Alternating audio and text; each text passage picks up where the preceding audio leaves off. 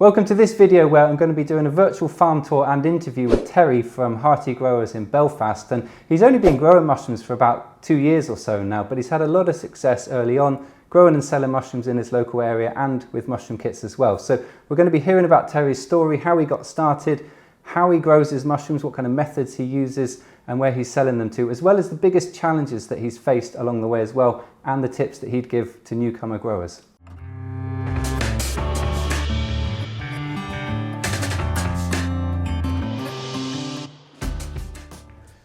So before we dive into the interview, we're just going to have a virtual farm tour. Terry's going to show us around his setup, and he's grown a range of different species. You'll see oyster mushrooms of different varieties in there, and I know he's also been playing around more recently growing lion's mane and king oyster as well. So let's have a look at the farm and then we'll come back and do the interview and talk about things in a bit more detail.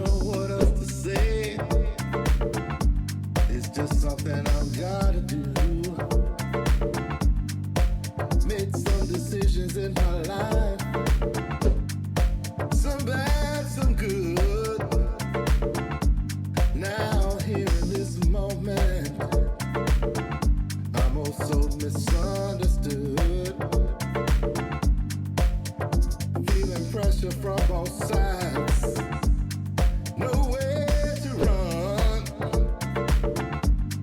Conversations all run now. Thinking about reaching for that gun. Don't you think that stop caring about you? But sometimes life uses you up and finishes you.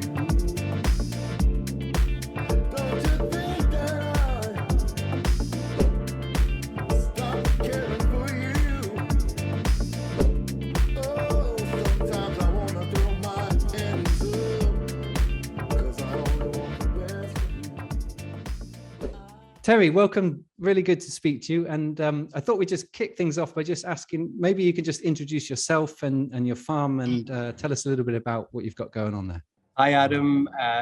Terry from Hearty Growers, Terry Vaz. Hearty Growers is an urban mushroom farm based in Belfast in Northern Ireland. And right now we're within what we call banana block. It's funny even explaining it. Basically, this is an event space as well as a Northern Ireland's first living museum. We'll talk about that as well. So you're in an urban setting, by the sound of it. You're in the middle of Belfast in the city centre in an old, looks like an old warehouse. Yeah, so this is basically Portview Trade Centre is where we're in. East Belfast is the location. Literally about 5-7 minutes cycle away from the heart of the city, where the River Lagan flows. The trade center would have been like a spinning mill 110 years ago. And about in the 70s, the spinning industry basically was out of business. So they then started converting them into industrial and business units. Yeah. Nice. What a great spot to land. And how big is your space? What kind of square foot or meters do you have? So our current setup is 1,600 square feet. When we started our journey in Portview on the second floor in one of the random units that were available, it was 25 meters square, so about 250 square feet. And we've jumped into a 1,600 9 months later, which was massive for us. Wow, that's a big jump, isn't it, in a short space of time? Yeah, so when we did the course back in sort of September, October 2020, after the course, we invested in level 1 sort of grow equipment. So it was not hobby based, but we knew we'd get into commercial growing at some point.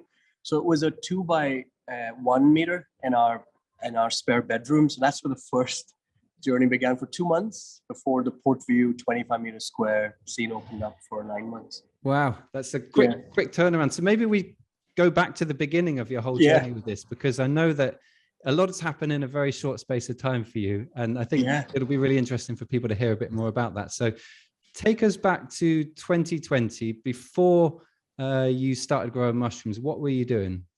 So I was a travel agent selling cruise holidays for a decade. Company in Wimbledon, worked for them for the first sort of half a decade from Wimbledon. This was on the Broadway. And then we moved to Northern Ireland, to Belfast, to do a bit of studying, my wife and I. And we just fell in love with Belfast, and I started working from home. So fast forward sort of 10 years into the work, pandemic hits, and I was on furlough for 9 months. And during those 9 months, I ended up volunteering on an organic market garden about 20 minutes away from home, which is Helen's Bay, just outside Belfast. And that was like a wall garden in which the farmer, who was my friend, had a CSA project going on, 40 sort of boxes a week. So he wanted loads of volunteers, and it was a perfect space for me to go and let myself loose during the pandemic. And through that, I just fell in love with compost, manure, organic market gardening, and all that. Did a whole bunch of practicing in our backyard, and we grew 20 different types of organic veggies, 10 different flowers, and 10 different herbs. And then through that, we stumbled upon a few YouTube videos of how to put your own mushroom grow kit together, in which you are, you're in this video literally taking dry straw pellets. And he said, if you don't have access to straw, just go with straw pellets. And you know what? There were straw pellets around us. And that was the first grow kit. A month later, we literally had mushrooms in our shed. Barbecue happened, friends came over, served the usual meats, and we slipped in the mushrooms. And there were like 3 or 4, years we slept in a sauteed and slipped in on their plate. And the first question they asked was, what meat is this? And we're like, no, dude, those are mushrooms. We've grown them here in our backyard. And that's when the penny dropped, and we started looking around to see, are there any growers, all that. Yeah, interesting. So your way into it really came from growing other food to begin with, and then playing around with different crops that were possible to grow. But on top of that, you saw that there was this other element, the fact that mushrooms are a really great meat alternative, and that caught your interest as well. Absolutely. And the funny bit was, when we looked around, there were just 4 growers in Northern Ireland doing exotic mushrooms. Now, Ireland is known for mushrooms. They are one of the biggest exporters of mushrooms to GB and to Europe as well. And to know that there was such a good gap in the market, like there's literally nobody in Belfast and just 4 in the whole of Northern Ireland, and maybe a dozen in the whole of Ireland. It was, what an opportunity that was. So you saw that opportunity, you had your first experience growing some mushrooms, and then what was the next step that you took beyond that? Because obviously you've had a little taste of like what the process looks like. How did you go from there to deciding like, I'm going to actually, jump in and do this on a more serious? So the videos obviously helped a lot, the YouTube videos. There were a few market gardeners that we were following for the market gardening tutorial side of it, but they happened to be growing stuff on shiitake for, on a log. And we were like, wow, why can't we do that? Because we're already doing all these 20 different types of crops anyway. So we were in that yes mode to try. We ended up going to Budapest for a month. And in that time, both Judy and I were somehow convinced that we're going to go back. We're going to join GroCycle. We've done our research, and they have a Facebook group, and together we can grow in this group. We can ask our questions. So all that had sort of sunk in, and we were ready to come back and do the course. And we chewed the course apart. And I don't know, 3 to 4 weeks. We were so hungry to understand the process. So one of the things that I learned in the 9 months being on the farm, I didn't learn it, but the farmer, my friend, Berk Sahle, who was an Ethiopian gentleman who runs Hahu Organics at the wall garden of Helen's Bay. One of the things that he mentioned was, Terry, you are very process driven. If I tell you to clear this bed of, or put compost on this bed, you're so structured that you always want something, you want the process before you do the work. No one had ever told me that in my entire life. I'm 35 by this point, 34 by this point. And that's when another penny dropped, thinking, holy, I am actually process driven. And I should be looking into stuff like that. So when the mushroom happened, it was all structured, 2 weeks. Yeah. And I just felt connected immediately, thinking, yeah, I can do something like that. So that's a great quality to have I think it really helps doing any project, to be able to break things up into chunks and approach it in that way. I do remember that time myself, actually, because I remember when you joined the course, I remember seeing you in the low-tech mushroom farming community group.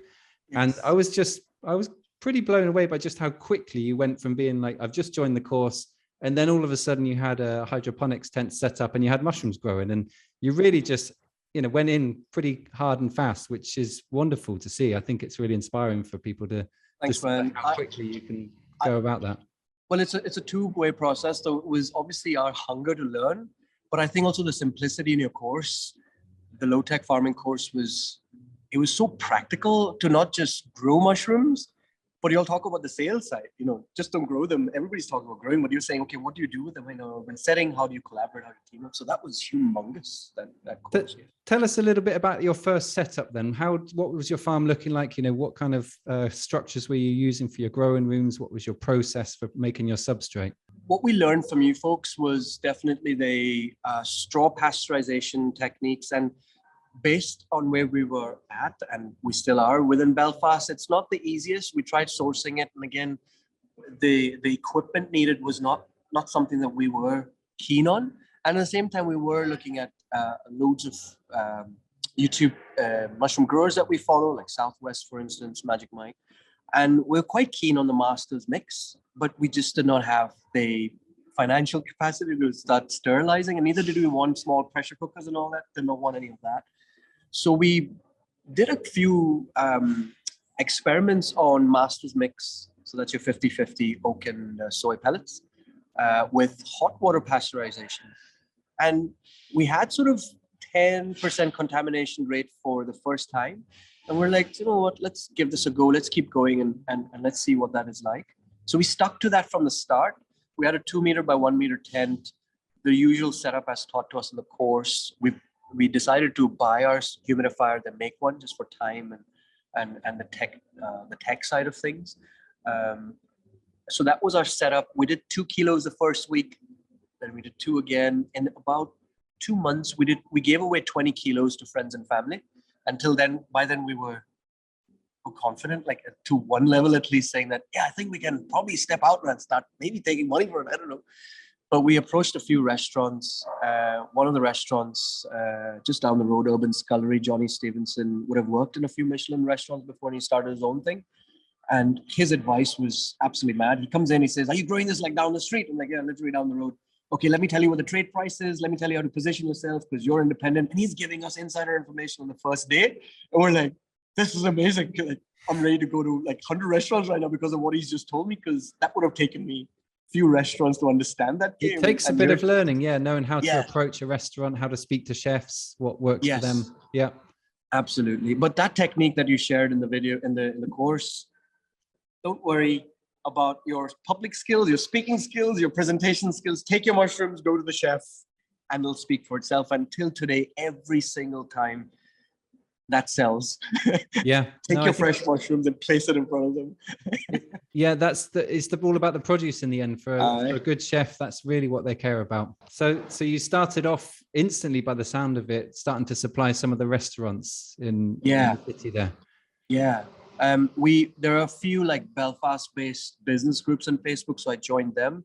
And the first time I had like this big, massive spread of maybe 4 or 5 kilos of mixed oyster mushrooms in a big tray in our backyard. We just took this photo, posted it on the business group. The next thing I know, that thing is going absolute viral, and all the chefs are posting to everybody, restaurant owners, and they're saying, do you know what, Belfast has got a mushroom grower. So that was just a huge start. We were doing 12 restaurants in the first 6 months, just 20 kilos. And somehow we stuck to 20 kilos for the whole year. We did not want to expand. We just wanted to learn. And what I realized in that 12 months of growing, we had 12 seasons of experience, because I was with my farmer friend. If he made a mistake with tomatoes one season, he's going to wait the next year and then fix it. And if it didn't work, fix it again. And in these 12 months, or 18 months, we've had 18 cycles of experience of understanding oysters. And that's a really interesting way to think of it. Yeah. Like you've made every mistake under the sun. 18 months. So in those first 12 months, you were beginning to supply restaurants in the area. And it sounds like not too far into that, you were thinking about expanding and having a bit more space. And that Yes. seems to be when you made the move from your old unit Yes. to the new one, which is substantially bigger. Yes. While we were upstairs on the second floor unit, that is, the 20 kilos was on, and I had some experience on eBay Marketplace buying and selling secondhand books. We did that for a year while we were traveling. This is just before having kids. So this is 5 years ago they were talking now. And that experience of selling stuff on eBay and Gumtree and stuff like that, just I was switched on in terms of online marketplace sales. So when the grow kits happened, the biggest mind block for us was, how do we get this box? This kit has to go in the box, and this designing the box was completely new. It took us several months, but by April, May, we had the box ready. And by then I had cracked 2 corporate deals for 20 odd or 40 odd kits, and about 50 kits in this corporate deal sold. But that was enough for me to place the whole custom order for my next 500 boxes. And that's where we got into custom, design grow kits, put them on eBay, Etsy, and this online. Yeah, because it can be a bit of a jump. There's a lot of upfront costs making a kit, isn't there? You have to have a box designed and printed, and there's minimum order quantities. So you want to start to feel some sense of like confidence that there is an interest in the product. Yeah. So those 2 things were like our 2 revenue generators while we were upstairs for those 9 months. And then what was the thing that pushed you into deciding to take on this new unit then? Was there a The unit was very organic. So by April last year, we had a group of architects come in who had won the bid for this project of redeveloping this derelict warehouse into community space, non sort of social enterprise. They've got events happening, and then what they wanted was local artisanal sort of businesses to get involved into this living museum concept that they're building. And we sort of fit into the profile like really nicely. And when they pitched to us the idea, they were literally saying, you're the first person we're approaching. Which unit do you want? How big do you want it? All those things were going on. We're like, wow, yeah, we like to come along. Like, can we come along for the ride? So, and then we negotiated a deal of 6 months, reduced rent and all that. And then it's like a social sort of tenancy. So we get a reduced rent and then a certain revenue share. So we're not getting hit either side, and both the parties then benefit from that. So but it was a blank canvas by the sound of it. It was an empty space of a certain size, about 1,600 square feet. And then it was down to you to work out how you want to lay it all out. So talk us through that process, how you decided. So that was when we had to go back to the modules again and look at all those design bits that we said, nah, we don't need it. We're going to build it in our backyard. So I had to go back to the course again. Had to carefully see how to put stuff down on paper. So Judy and I, we literally got a blank piece of paper out. We knew what sort of flow we would like, looking at yourselves and other mushroom farmers on YouTube, etc., and looking at their models. And then, so we did the sort of design part. And then Judy's dad would be a builder in Budapest, building wooden structures, wooden houses all his life. So, and Judy's brother is an architect by trade, and her older brother is an electrician by trade and plumber as well, basic plumbing and stuff. Handy. So between these 4 gentlemen, we had trade. They flew over for a month and they had to help us set this up. We were given just 4 walls in the unit, and all the rooms that we've seen today, or that we will be seeing in this video today, have all been hand built. So there were a few administrative offices here before, and they had to break it down and create this whole blank canvas. And we requested them to. You build stud walls. Is that the main, like stud frames, and then clad them with plasterboard and exactly. So those previous offices, we took all their wood, went back again. It was headed to the tip, and there was about 2,000 pounds worth of wood literally sitting there. I've got photos and all that. I'll send you later. All that has gone back into building windows. Whatever we could salvage has gone back. We learned how to make stud walls to begin with. We learned how to do plaster. We learned how to, we actually do stuff with plaster. And so we learned all that. And then painted the whole thing. Yeah. Did you enjoy that process of building it? Because it can be stressful, but also a bit fun and exciting at the same time. Well, the good thing was Judy's dad was project managing. I was just hands and feet. So I loved it, man. Like, wow. Just to know that, geez, we're going to literally be, this is our baby, like our third child. Yeah. And did you change anything about your growing methods when you moved to the new premises? Did you change anything there? The basic growing method has always remained the same in terms of the method in which we fruit our mushrooms in the tent. That hasn't changed. But when we switched down, we purpose-built a sterilization room, purpose-built a lab room. Didn't have either for 6 months, but the rooms were built knowing that it's going to happen someday when we can afford those things. And then by January this year, we started sterilizing all our substrate in the new premises. So, and what are you using for your sterilization then? For sterilization, we've got barrels. So these are atmospheric pressure-based barrels. So it's decent because we don't build any pressure, and it's safe to use for my staff as well to come in and handle them. And these are sort of standard barrels. I don't know what the size is, but again, I can check that for you. Bit like a Bubba's barrel, same concept. You know, you build up steam and low pressure, and then you have these long pasteurization cycles. Yes. So they're sort of super pasteurization. Yes. Yeah. Yes. So that's basically a bit of in Bubba's barrels, a bit of the microbrewery tech goes in there. So you've got the programmer, the probe, and it sits there for 12 hours, gets sterilized next morning. You take your substrate down, let it cool off, and then you head to the lab to do the inoculation side of things. Yeah. And do you tend to do one production run a week, 2, 3? Like, what's your sort of week? No. So in terms of capacity, we've got the space, but we don't have the resources. So we were 2 Bubba barrels. One's not doing well at the moment. So 3 days a week we're inoculating.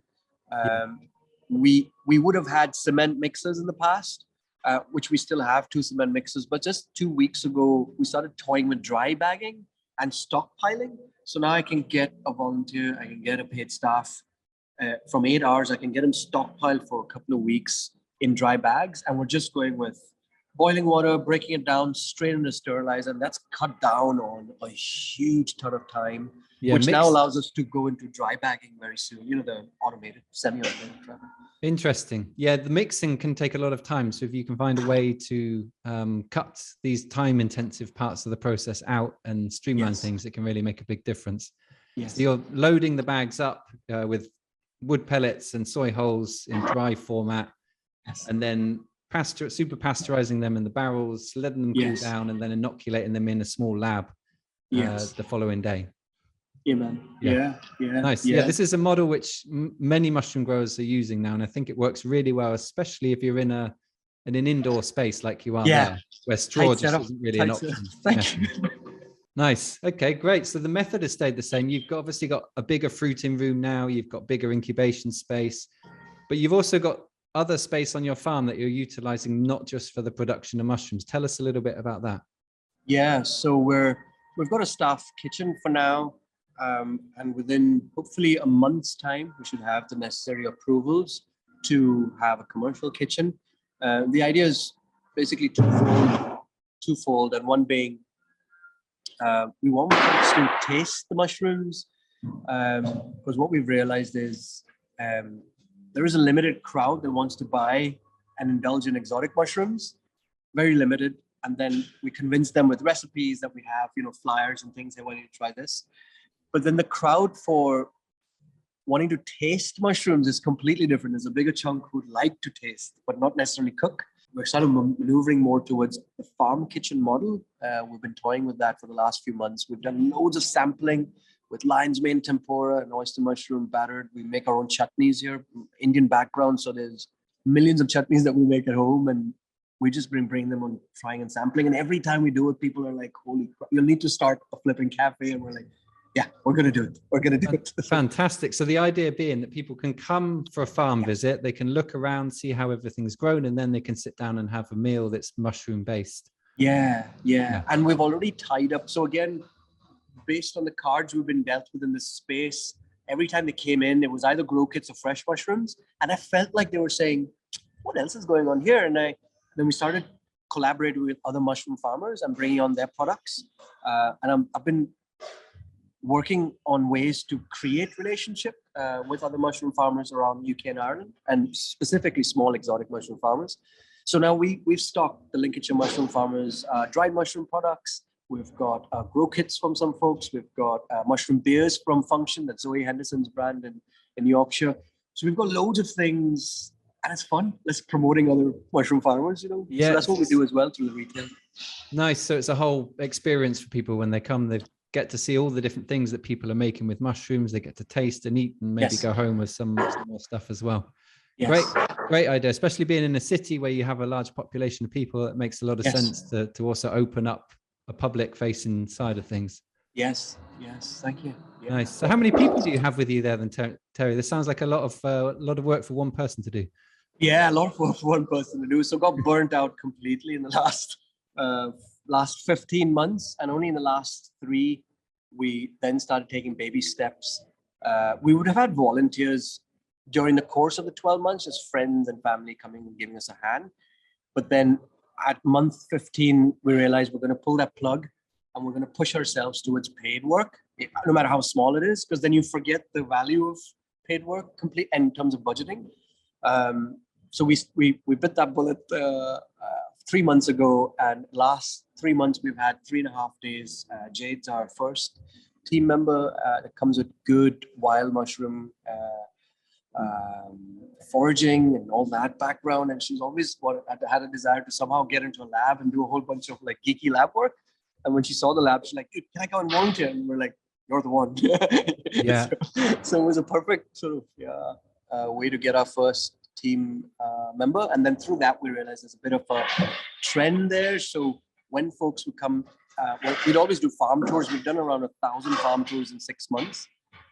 And through that, we kind of gauge people to see who's interested, who's not. And a lot of the sort of student crowd up to 28, up to 30, there's this, something different about this crowd where they want to learn and they're hungry. And if you tell them, "Hey, you want to come wander?" They're like, "Yeah, of course, I want to know about mushrooms." So we have about 5-6 different volunteers that come and give us their time, anywhere between 5 hours a week. They've all got full-time jobs and things, but come here for what they're seeing, what they're.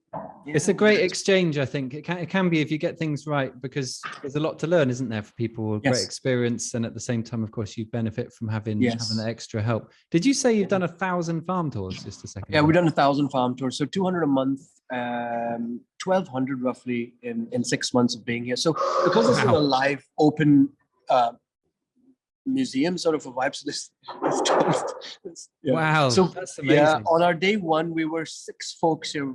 Judy, myself, 4 friends were volunteering. We did around 300-400 on launch. Every one of us, like none of them were trained. They were just watching us do it. We're like, "Okay, we're going to do this one." And then we started conducting the tours, taking them from different parts. But it was, Wow. Yeah, fair play. That's a lot of people. And it was all free. Only now we've started, you know what, we need to monetize this. So we've started farm tours with what we're calling farm tours and tastings. So for a tenner, we'll show you around each spot, 5 minutes in every phase of the operation, and about 20-25 minutes on the farm. And we all meet at the table and we do tours and tastings. So there's mushroom tea, mushroom beer, battered mushrooms, and all that. Oh, nice. So this has become part of your business model ultimately, is to open your farm up as an experience for people, and that's leading you further into that by the sound of it. Now you're planning to have more of a restaurant set up. And then we've got 2 part-timers that are sort of paid gigs, and they do a couple of days a week again. So Jade, a couple of part-timers doing a couple of days a week, and then it's me full-time, pretty much 4 days a week. I try this for a healthy balance. I know it's hard to do sometimes off the top of your head, but do you have a sense of sort of what proportion of your income is coming from the different activities, right? Just roughly. Our biggest would definitely be online grow kits, followed by fresh mushrooms. Proportions wise, we'd be at least 50 to 70% on grow kits, and then 30% would be fresh mushrooms. And only in the last couple of months, our retail has taken off. So that's roughly 10% at the moment. That's fresh mushrooms being sold to retail outlets. Yeah. And that's because of the upstairs model. We had limited space for fresh. Grow kits made sense because we didn't need to fruit them. And coming down, we've now expanded the fruiting chamber size. So the model is changing completely though. What species are you growing, Terry? I know you grow a range of oysters, but I thought I saw something recently on your Instagram page where you were also growing lion's mane and king oyster as well. Yeah, again, first 12 months deliberately oysters, just to learn, understand the cycle and everything. And plus, we all know oysters are the easiest to grow, so it was just good to stick to what we know. But then we realized frustration within the restaurant world saying, what else have you go make? Can you come back with something else? We're like, okay, I think it's time to go and learn something new. So in the last couple of months, we've experimented with Piopinos, king oysters, and lion's mane. We've fruited all of them successfully, and now we're just getting into commercial growing, where our mixed punnet of mushrooms will no longer be oyster. It'll be a nice mix of lion's mane, Filipino, kings, and oysters, which then allows us to go from 20 pound a kilo to probably 35 Yeah. kilos. Yeah. And how do you find that just as an experience? Do you enjoy the challenge of learning new varieties? Yeah, new varieties. It's always a challenge. It was way more difficult doing it when Judy and I were just doing it because we were handling so many things, and to throw in an experiment, we were like, holy, how do we keep track of that? Which we were in Excel and all. But now having a team, we've all got roles. So Jade would handle farming activity, but she's more lab sort of centric. So anything to do with experiments, we run it past her. And because of that, we would have toyed with one strain every 6 months, and now we've done 3-4 strains in a span of 3 months. We're doing quite decent. Yeah. And then another volunteer has joined us who's been growing reishi for the last 10 years as a hobby at home. So he's going to come in with cultures. He's coming in with maitake culture as well. We've, for the first time, we've boiled all our grain, and we're going into like grain transplant. So it's all, just getting into it. As we Great. speak. Yeah, that's one of the things I've always enjoyed along the way is the experimentation, which can be such a rich and sometimes a difficult experience, but there's so much learning I think that happens through it. Yeah. So we're doing strain experiments, but we're also doing substrate experiments. So behind us, this is block D that we're in. There's block A within Portview Trade Center, and there's a massive, it's a microbrewery. I call it massive because it's the biggest unit here. So we have conducted a few experiments on the local brewers' spent, so wheat and barley is what we've experimented with, and we've taken their wheat spent straight away. It was mixed with barley. And then we tried different mixes, like some with soy, some with oak, because it was too wet, and some 100%. And then we had king oysters in one, pink oysters in the other. And they fruited, man, like straight out of the brewery. 100% brewery waste. Yeah, great. Yeah, all of them fruited. And now we're trying to track on which ones are working well or not. But so, yeah, we have 2 breweries on one street next to us. So there's a lot of waste around us. Yeah. Have you played around much with coffee grounds in your? So we have with coffee. Somehow, in our pasteurization days, we didn't have luck with it, and now in our sterilization days, again, we're not having luck. We're seeing contamination for some strange reason. We tried 80-20, 80 coffee, 20 straw, 100 whole. But also our strain was weak when we were trying the pinks, so we're not sure what it should be the simplest thing to do. I don't know why we're not doing coffee. Well, no, I think coffee is a more complicated substrate. Yeah, because it's rich in nitrogen and it's very small particle size, so it can condense. Dense, isn't it? I think it works best when it's mixed with a larger quantity of straw. That's kind of the conclusion that we've come to after many years of growing on it. But also, you really need to be in a city, I think, so that you can easily source a lot of coffee. Well, when we tried an experiment last year, because I got a coffee roaster literally next to the brewer, so there's a lot of connections that they have. So we posted an experiment. It was a failed one, and we said, "Hey, we're trying this. We're collaborating with this coffee brand." The next thing, I had around 6 coffee shop owners contact us saying, "Hey, we'll keep all our spend." People really contact us. So what has been your biggest struggle in the way? I think it's always interesting for people to hear, like, the more difficult side as well. It's not all not all flowery for sure. Couple of things as a startup. I think not having access to funding was the most painful part. So we walked into the business with zero. The only sort of redundancy paycheck that I had from the 9 months of furlough and several years working, I was able to immediately invest in the equipment that I needed. So the humidifiers, and the whole setup for us to start growing in our spare room was concerned. So that helped us to that initial setup. But then when we decided to actually do the business, yes, we had the plan, we had everything. We went through the course of how to put things together, but we had no funding at all. Luckily, Belfast City Council has a thing called Go For It NI program, in which they have £1,500 of funding for a startup as soon as you show up a proper business plan that's executable.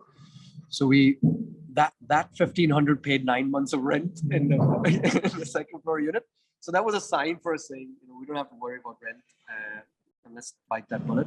But looking back, it was not probably the best thing to do, just swiping credit cards one after another. So we're still in that credit card debt 18 months later. We haven't accrued any more because the business is sort of paying for itself. But yeah, funding definitely, get clarity there. There's no doubt about it. There's upfront costs, isn't there, to invest basically in infrastructure, and a lot of the material that you're buying lasts, 5, 10, sometimes 20 years, but it does require sort of upfront. So that being one of the most crucial. The second being lifestyle balance. So not knowing where to draw the line, because Judy and I would have just jumped in together in the deep end, doing it 24/7, and then having 2 kids together, not literally planning what's healthy, what's not. Wow. So you've got 2 young children as well. Yeah, to age 2 and 4, Tia and Jeremy, boy and a girl. Wow. Yeah, I know from my own experience, balancing running a mushroom business and having 2 young kids is definitely not the easiest thing to do, but it's fun for them as well. I find sometimes, for them to walk around the farm and see. Oh, they love it, man. They love it. They love it. Today was Tia's graduation at her nursery, and they asked, "What do you want to do when you grow big?" And she's like, "When I grow big, I want to be a gardener." And all the kids are like, "Doctors and space and this and that." And I was looking at her, I'm like, "Yeah, that's my girl." Absolutely. So, what would you say has been the most rewarding part of this last couple of years for you then? One, I think every entrepreneur would say working for yourself sort of a thing, but I generally have a high in this part, not starting it, but creating the team, and to see the team function. For me, that's the ultimate high is, wow, we've reproduced ourselves. We're able to do this call and there's work going on in the back. That's just mad. So I love the fact that we're able to build a team, a community, and inspire people to go out and do the same thing, man. Yeah. Nice. What would you give as your bit of advice, or maybe a couple of bits of advice for someone who's just starting out growing mushrooms? First thing is definitely look at the material is very important as to where you're learning it from. YouTube is good, but if you're thinking to go commercial, professional, and all that business, invest in the course. It cuts down your learning speed and information that gets. When it comes from one source, it's nice to just understand the start to finish of the growing process. So definitely invest in a course as far as mushroom cultivation goes. Make sure that I think it'll be nice to understand each other's roles before getting in. This is if you're more than one person, and if you're one person, you need to understand who you are in that role. Are you the farmer? Are you the visionary? Are you the manager? In the start, it'll be all 3 of them. As soon as possible, if you can understand who's taking the company forward, who's managing the company, and who's farming, if those 3 roles can be understood, you're just on a healthy start. And if it takes 3 people to do that, or 2 people to do that. Yeah, very wise. Yeah, there's only so much you can do as an individual, isn't there? Yeah. It all depends really also on your vision, I suppose, isn't it? Like for some people, keeping it small and doing it on their own exactly is what they want. But if you have a vision to go commercial, then you definitely need to be thinking about having staff and how that is going to work. Yeah, absolutely, man. Our vision is probably not to stay within as mushroom farmers. We started off there as urban mushroom farmers, but we are completely in love with the farm kitchen model. Like, I feel horrible when someone comes and I'm not able to serve them. I just don't feel right. Like, you come here, you've got to taste these mushrooms. So out of that, we realized the farm kitchen will be completely us, completely Hearty Growers. And we'd like to run with that and see, where that goes. That interesting. Kitchen that what I was going to ask you. I was going to ask you what your vision is for the future, but it sounds like it's very much based around this farm kitchen model. Yeah. Because I think I'm seeing a line between, because having done a season on the organic market garden, I realized so many things that my friend could have incorporated in terms of value added instead of just farming. And every time I tried to say, hey, have you thought of this? He was like, no, I'm a farmer. I'm like, okay, I'm going to use all that when I do my own thing. And I can see now by doing this, I can approach other farmers saying, we may want to think about value added, man, and see what's the most efficient way of doing business, probably. Yeah. No, I agree with that. I think that's very wise. Thanks, man. Great, Terry. Well, I'd like to just round off the interview now and just really thank you so much for your time today. It's been really, really great to speak to you, to see your setup and hear a little bit about your story and journey with it as well. If people want to find out more about you, where can they look online? Yeah, so we're Hearty Growers. That's heartygrowers.com.